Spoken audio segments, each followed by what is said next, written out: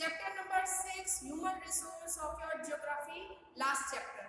तो बच्चों हम लोगों ने कल स्टार्ट किया था हमारा ये जो नया चैप्टर है पॉपुलेशन या जिसे हम ह्यूमन रिसोर्स में पढ़ रहे हैं। इसमें हम लोगों ने बच्चों कल बात की थी कि पहली चीज हमने जाना कि ह्यूमन रिसोर्स क्या होता है। सबसे पहले हमने ये देखा कि रिसोर्सेज का मीनिंग क्या होता है, जिसमें हमने ये जाना कि रिसोर्सेज जो है हमारे एनवायरनमेंट में हमारे चारों तरफ मिलने वाली वो सारी चीजें जो हम लोगों के लिए ह्यूमन बींग्स के लिए यूजफुल होती है ना, और जिनकी कोई यूटिलिटी होती है जो हमारी नीड को कंप्लीट करती है, उन सारी चीजों को हम लोग रिसोर्स कहते हैं। सेकंड थिंग हम लोगों ने पढ़ा था कि ह्यूमन भी जो है, हम जो लोग हैं हम भी खुद रिसोर्स है। तो ऐसा किस कारण है कि ह्यूमन को भी रिसोर्स कहा जाता है? ठीक है, तो मैंने बताया था कि जब हम लोगों के पास अच्छी एजुकेशन होती है, स्किल्स होती है, तो जिसके कारण हम लोग अपने आप को इस कैपेबल बना लेते हैं बच्चों की हम मनी अर्न कर पाए, पैसा कमा पाए, आगे बढ़ पाए। तो इसी कारण से ह्यूमन भी जो है अपने आप में एक रिसोर्स है, क्योंकि हम लोग भी नई नई चीजें क्रिएट करते हैं, प्रोडक्शन में अपना कॉन्ट्रीब्यूशन देते हैं। ठीक है, इसके अलावा कल हमने बात की थी बच्चों कि मोस्टली जो पॉपुलेशन का डिस्ट्रीब्यूशन है पूरे वर्ल्ड के अंदर, दुनिया में सबसे ज्यादा जो पॉपुलेशन है बच्चों को हमको कहाँ देखने को मिलती है? एशियन कॉन्टिनेंट के अंदर, अफ्रीका के अंदर। तो 2 कॉन्टिनेंट्स है जहाँ पर सबसे ज्यादा पॉपुलेशन लोगों को देखने को मिलती है। तो इस तरह से बच्चों पॉपुलेशन के बारे में हम लोग जो है वर्ल्ड लेवल पर, इंडिया लेवल पर बात करते हैं। ठीक है, तो इसी के साथ में कई सारी चीजें हम लोगों को जानने को मिलती है। तो बच्चों ये सारी चीजें कल हम लोगों ने अपनी क्लास में बात की। पॉपुलेशन का डिस्ट्रीब्यूशन हमको कौन कौन से कॉन्टिनेंट्स में देखने को मिलता है, जिसमें हमने एशिया और अफ्रीका के बारे में बात की। इसके अलावा हमने भी ये भी जाना कि पूरे वर्ल्ड की जो 50% पॉपुलेशन है वो हम लोगों को 60% जो पॉपुलेशन है वो ओनली 10 कंट्रीज के अंदर है, बाकी सारी जो है बहुत कम पॉपुलेशन है। लेस जो 40% पॉपुलेशन है वो छोटी बड़ी कंट्रीज के अंदर देखने को मिलती है। ठीक है, और आज जो बच्चों हमारी क्लास है उसमें हम लोग बात करेंगे कि वे कौन से फैक्टर्स हैं जो पॉपुलेशन को इफेक्ट करते हैं, कि चीजों से पर डिपेंड करता है कि किसी जगह पर पॉपुलेशन कम होती है, कहीं पर ज्यादा होती है। जैसे कल मैंने बताया था आप लोगों को कि जैसे आप जम्मू कश्मीर चले जाएं, राजस्थान चले जाएं, यहाँ आपको बहुत कम पॉपुलेशन देखने को मिलेगी। तो क्या कारण है? तो कारण यह है कि सबसे पहली बात अगर हम जम्मू कश्मीर की बात करें बच्चों, तो हम लोग देखते हैं कि जम्मू कश्मीर एक बहुत ही हाई माउंटेनियस रीजन है। एक दूसरा वहाँ पर क्लाइमेट एक्सट्रीम रहता है, मतलब बहुत ज्यादा सर्दी पड़ती है, ठंड बहुत रहती है। ठीक है, तीसरी चीज हो जाएगी वहाँ पर ट्रांसपोर्टेशन की कमी है, प्रॉपर तरीके से रेलवे है ना, एयरवे जो है, रेलवे है, रोडवे है, इतने डेवलप नहीं है जितना दूसरे स्टेट के अंदर हम लोग देखते हैं। यहीं पर हम लोग अगर दूसरी तरफ डेजर्ट रीजन की बात करें, थार डेजर्ट की बात करें, है ना, तो हम लोग देखते हैं कि डेजर्ट रीजन में भी पॉपुलेशन कम होती है, और कम पॉपुलेशन होने का सबसे बड़ा कारण है बच्चों एक्सट्रीम क्लाइमेट, हद से ज्यादा गर्मी पड़ना, हाई टेम्परेचर रहता है, गर्मी बहुत तेज पड़ती है, बारिश नहीं होती, दूर दूर तक कोई वेजिटेशन, पेड़ पौधे हम लोगों को नहीं देखने को मिलते। तो ये कुछ रीजन है जिसके कारण पॉपुलेशन इन एरियाज में नहीं रहती। तो ऐसे कई सारे फैक्टर हैं जिसके कारण जिन पर ये डिपेंड करता है कि किसी जगह पर पॉपुलेशन ज्यादा होगी तो क्यों होती है, और जहाँ पर पॉपुलेशन कम है तो वहाँ पर पॉपुलेशन कम क्यों होती है। तो सबसे पहले बच्चों हम लोग बात करेंगे फैक्टर्स ऑफ पॉपुलेशन की। वे कौन से फैक्टर हैं जिस पर पॉपुलेशन डिपेंड करती है? ठीक है, तो सबसे पहली बात आती है टोपोग्राफी। टोपोग्राफी का मतलब होता है बच्चों कि जहाँ हम रह रहे हैं वहाँ पर प्लेन, माउंटेन्स, प्लेट्यूज, है ना, किस तरह का रीजन है, डेजर्ट है या प्लेन है या प्लेट्यूज है या प्लेन दूसरा एरिया माउंटेनियस एरिया है। ठीक है, तो सबसे ज्यादा पॉपुलेशन डिसाइड करती है वो है प्लेन रीजन के अंदर, लंबे बड़े मैदानों के अंदर, क्योंकि प्लेन एरियाज के अंदर ट्रांसपोर्टेशन बहुत अच्छा होता है, रोडवे, रेलवे सब डेवलप होता है। दूसरी चीज प्लेन्स जो होती है यहाँ पर हमको फर्टिलिटी ज्यादा देखने को मिलती है।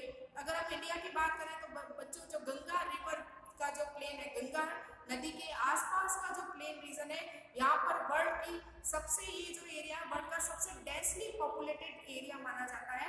ठीक है, दूसरी तरह अगर हम लोग बात करें बच्चों माउंटेन्स की, तो आपको पता है कि माउंटेन्स पर जो है फैसिलिटीज नहीं होती, ट्रांसपोर्टेशन नहीं होता, आने जाने की व्यवस्था नहीं होती, टेम्परेचर भी जो है वो बहुत कम रहता है हाई हिल स्टेशन पर जाए तो इसी कारण से टोपोग्राफी पर डिपेंड करता है कि किसी जगह पर कोई भी जगह प्लेन है तो वहाँ पर ज़्यादा पॉपुलेशन मिलेगी, कहीं पर अगर हाई माउंटेन रेंज है तो वहाँ पॉपुलेशन कम देखने को मिलती है। तो इस तरह से हम लोग देखते हैं कि पूरे वर्ल्ड के अंदर सबसे ज़्यादा लोग जो है वो प्लेन्स एरिया के अंदर रहना ज़्यादा प्रीफर करते हैं, क्योंकि वहाँ पर एग्रीकल्चर भी होता है, सॉइल भी फर्टाइल होती है, वाटर सप्लाई भी अच्छी होती है, रेनफॉल भी अच्छी होती है, ये सारी रीजन है।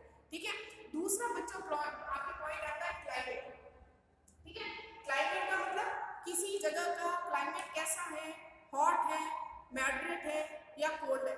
ठीक है, तो ज्यादातर पॉपुलेशन वहाँ रहेगी जहाँ पर क्लाइमेट सूटेबल हो।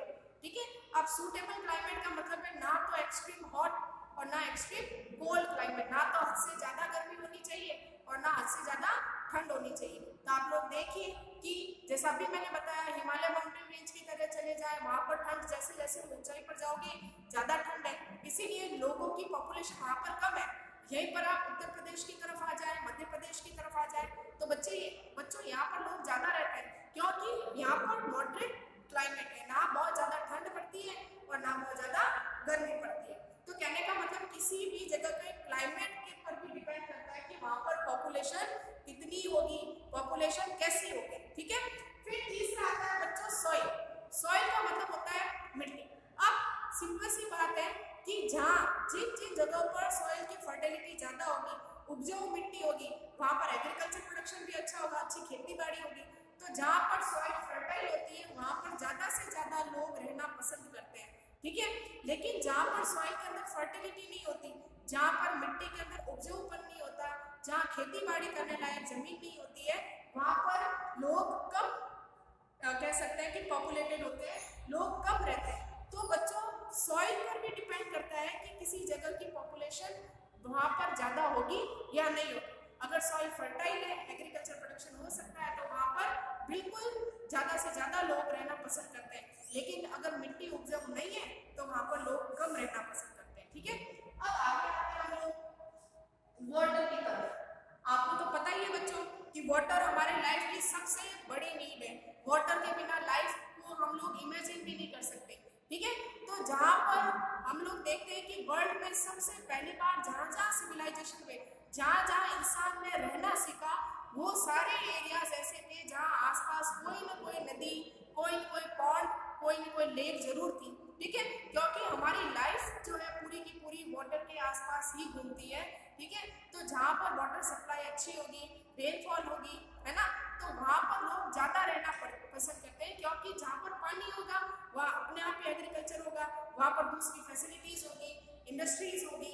तो सारी फैसिलिटीज वही होती है जहाँ पानी होता है। तो वे सारे रीजन जहाँ पर ज्यादा से ज्यादा वाटर फैसिलिटी मिलती है वहाँ लोग ज्यादा रहना पसंद करते हैं, और जहाँ पर वाटर फैसिलिटी नहीं मिलती वहाँ लोग कम रहना पसंद करते हैं। ठीक है, अब आते हैं हम लोग बच्चों मिनरल्स की तरफ।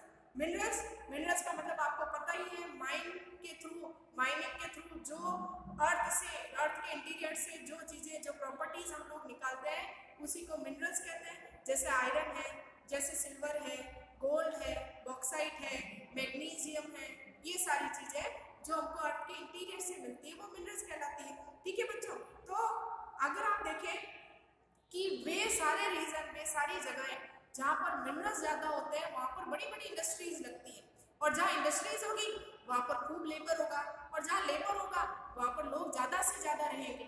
ठीक है, तो कहने का मतलब जहाँ पर मिनरल्स होते हैं वहाँ पर पॉपुलेशन ज्यादा होती है, क्योंकि जहाँ मिनरल होंगे वहाँ पर बड़ी बड़ी इंडस्ट्रीज लगेगी।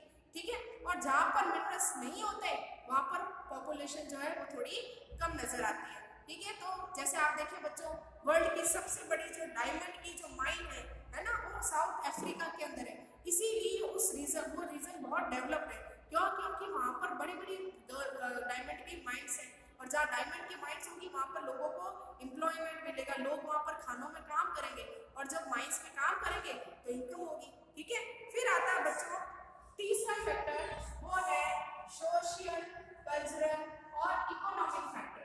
अब यहाँ पर 3 फैक्टर है जिससे ये डिपेंड करता है कि कहाँ पर पॉपुलेशन ज्यादा होगी। जैसे पहले बात करते हैं बच्चों हम लोग सोशल फैक्टर की। सोशल फैक्टर का मतलब है किसी भी जगह पर अगर अच्छी हाउसिंग की व्यवस्था है, अच्छी एजुकेशन है, हेल्थ सिस्टम अच्छा है, तो वहाँ पर लोग ज्यादा रहना पसंद करते हैं। ठीक है, क्यों? क्योंकि वहाँ पर सारी सुविधाएं, अच्छे अच्छे कॉलेज हैं, हायर स्कूल्स हैं, है ना, हॉस्पिटल की जो सिस्टम है वो भी वहाँ पर है, हेल्थ केयर के लिए अच्छे अच्छे हॉस्पिटल्स होंगे, तो लोग वहाँ पर ज़्यादा रहना पसंद करेंगे। ठीक है, तो ये सोशल फैक्टर हो गया, जिसमें ये देखा जाता है कि ज़्यादातर पॉपुलेशन बच्चों वहाँ रहती है जहाँ पर ये सारी अच्छे घर की व्यवस्था हो, है ना, अच्छे घर जहाँ पर बनाए जा सके, या रहने की सही सिस्टम जहाँ पर हो, जहाँ पर स्कूल हो, जहाँ पर हॉस्पिटल हो, ये कुछ ऐसी चीज़ें हैं जिसमें ये ऐसी फैसिलिटीज़ है बच्चों जिस पर ये डिपेंड करता है कि वहाँ पर ज़्यादा से ज़्यादा लोग रहेंगे या नहीं रहेंगे। सिंपल सी बात है बच्चों, आप लोग देखें कि वे आपको अगर ऐसा कहा जाए कि एक ऐसे एरिया में रहना है जहाँ पर ना तो प्रॉपर हाउसिंग है, ना दूर दूर तक कोई स्कूल है, ना कोई दूर दूर तक हॉस्पिटल है, तो क्या आप वहाँ रह पाएंगे? नहीं। क्यों? क्योंकि वहाँ पर फैसिलिटीज नहीं है। फिर आता है बच्चों कल्चरल फैक्टर। कल्चरल का फैक्टर का मतलब होता है कि हम लोग देखते हैं कि मोस्टली दुनिया के वे सारे देश, वे सारे शहर जो किसी न किसी रिलीजन के सेंटर रहे, मतलब धर्म के केंद्र, जहाँ पर रिलीजियस सेंटिमेंट्स ज़्यादा जुड़े हुए होते हैं, वहाँ ज़्यादा से ज़्यादा लोग रहते हैं। जैसे आप देख लें इंडिया में अगर हम लोग बात करें, वाराणसी, बनारस, ठीक है, हरिद्वार, इसके अलावा आप वर्ल्ड के बाहर जाएं तो आप देखेंगे जेरूसलम, इसके अलावा आप देखेंगे वेटिकन सिटी, कुछ ऐसे शहर है जो कुछ रिलीजियस सेंटर है, धर्म के कारण ये शहर फेमस है और लोग ज़्यादा से ज़्यादा यहाँ रहना पसंद करते हैं। ठीक है, तीसरा बच्चों फैक्टर आ जाएगा इकोनॉमिक फैक्टर। इकोनॉमिक फैक्टर का मतलब है कि ज़्यादा से ज़्यादा आजकल बच्चों पॉपुलेशन वहाँ देखने को मिलती है जहाँ पर बड़ी बड़ी इंडस्ट्रीज होती है। आप मुंबई चले जाएं, है ना, आप कोलकाता चले जाएं, बेंगलोर चले जाएं, सूरत चले जाएं, अहमदाबाद चले जाएं, ये ऐसी सिटीज है बच्चों जहाँ पर खूब सारी इंडस्ट्रीज है। जहाँ ज़्यादा इंडस्ट्रीज होगी वहाँ पर लोगों को ज़्यादा से ज़्यादा काम मिलेगा, और जहाँ ज़्यादा काम मिलेगा लोग वहीं रहेंगे। ठीक है, वहीं वो पैसा कमा पाएंगे, है ना। इसी कारण से ज़्यादा से ज़्यादा पॉपुलेशन कहाँ रहेगी? जहाँ पर इकोनॉमिक डेवलपमेंट होगा, जहाँ पर पैसा कमाने के चांस होंगे, है ना, अपॉर्चुनिटीज होगी।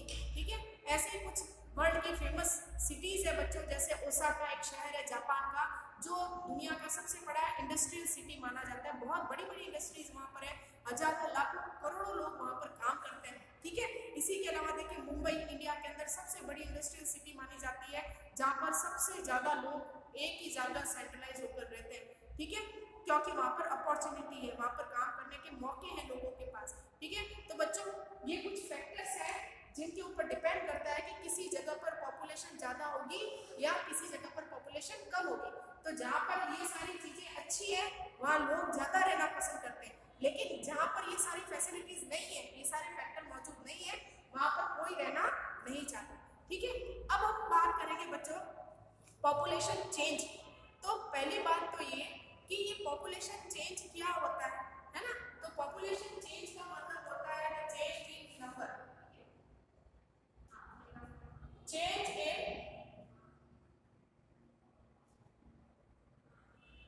Change in number of people. लोगों की रहने की जो संख्या है जब वो बदलती रहती है तो उसे पॉपुलेशन चेंज कहते हैं। सिंपल सी बात है कि क्या हर समय किसी एक जगह की पॉपुलेशन एक जितनी रह सकती है? नहीं रह सकती, क्योंकि पॉपुलेशन बढ़ती है, जनसंख्या बढ़ रही है, लोग बढ़ते जा रहे हैं ना, तो इसी को पॉपुलेशन चेंज कहते हैं। ठीक है, तो change in number of person और people is called population change. तो किसी पर्टिकुलर एक जगह पर जब रहने वाले लोगों की संख्या बढ़े या घट जाए तो वो पॉपुलेशन चेंज कहलाता है। अब बच्चों पॉपुलेशन चेंज के कई सारे कारण हो सकते हैं। ठीक है, पॉपुलेशन चेंज के बेसिकली 3 मेजर जो है वो फैक्टर है। एक तो है बच्चों बर्थ, दूसरा हो जाएगा डेथ, ठीक है, तीसरा हो जाएगा माइग्रेशन। ठीक है, तो बर्थ, डेथ और माइग्रेशन ये 3 चीजें डिसाइड करती है कि किसी भी एरिया के अंदर पर्टिकुलर टाइम में पॉपुलेशन चेंज हो रहा है या नहीं हो रहा है, मतलब पॉपुलेशन बढ़ रही है या घट रही है या किस लेवल तक बढ़ रही है। ठीक है, तो ये 3 चीजें डिसाइड करती है बर्थ, डेथ और माइग्रेशन की पर्टिकुलर एरिया के अंदर पॉपुलेशन जो है वो किस एवरेज से इंक्रीज या डिक्रीज हो रही है, तो इसे पॉपुलेशन चेंज कहा जाता है। अब बच्चों ये जो बर्थ है ये बर्थ रेट है। ठीक है, तो बर्थ रेट का मतलब क्या हो गया कि पर्टिकुलर किसी एक फिक्स टाइम पीरियड में किसी फिक्स एरिया में पर 1000, मतलब 1000 लोगों को अगर माने हम लोग तो 1000 पीपल में से कितने लोग जो है वो बर्थ लेते हैं या कितने बच्चे जो है वो बर्थ ले रहे हैं, वो बर्थ रेट है। ठीक है, सेकंड आ गया डेथ रेट। डेथ रेट का मतलब होता है किसी 1 ईयर में पर 1000 के कंपैरिजन में कितने लोग मर रहे हैं, कितने लोगों की डेथ हो रही है, वो डेथ रेट कहलाती है।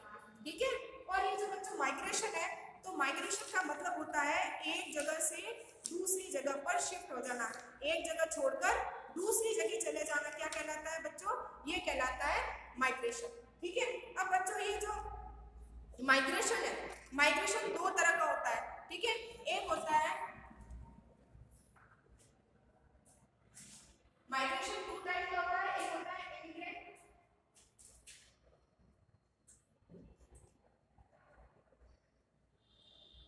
एमिग्रेंट्स, और एक होता है इमिग्रेंट्स। ठीक है, तो माइग्रेशन 2 तरह का हो गया।